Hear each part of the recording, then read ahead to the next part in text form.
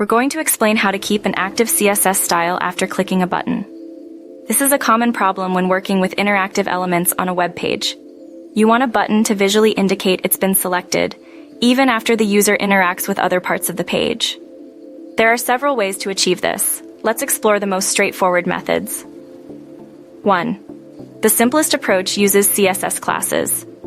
First, you define a CSS class that represents the active state of your button. For example, you might have a button styled normally, and then add a right_quote.activeWrite class to it. Then within the CSS, you would define the specific styles for the right_quote.activeWrite class, like changing the background color, adding a border, or changing the text color to indicate that it is active. 2. Next, you need JavaScript to add and remove this class. When the button is clicked, you use JavaScript's addEventListener to attach an event listener to the button's click event. Inside the event listener function, you use ClassList.addActive to add the active class to the button. This instantly applies the styles defined in your CSS. 3. Now, if you want the active state to persist even after clicking other elements, you need to handle potential conflicts. Sometimes you might want only one button to be active at a time.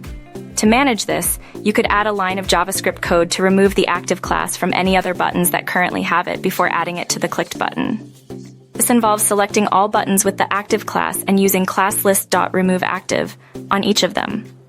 4. Alternatively, if multiple buttons can be active simultaneously, you skip this step. The active state will persist on each button individually until you explicitly remove the class. 5. A slightly more advanced approach involves using the active pseudo class and storing the state in JavaScript. The active pseudo class styles the button while it's being pressed. However, this isn't suitable for keeping the active state after the mouse button is released. Therefore, you use JavaScript to track whether the button is active, and you use that state to conditionally add or remove the class that applies the visual changes. This technique often involves setting a variable in JavaScript to track the button's active status and conditionally apply or remove the CSS class based on that variable's value. 6.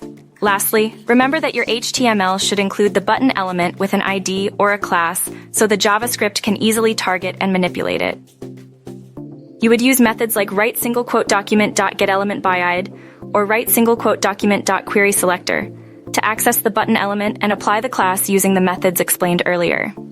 By combining CSS classes for styling and JavaScript event listeners for dynamically applying and removing those classes, you can easily achieve a persistent active state for buttons in your web applications. Choosing the best method depends on the desired behavior of your application. If you only want one button active at a time, the approach involving removing the active class from other buttons is appropriate. If multiple active buttons are allowed, simply add the active class without any removal steps.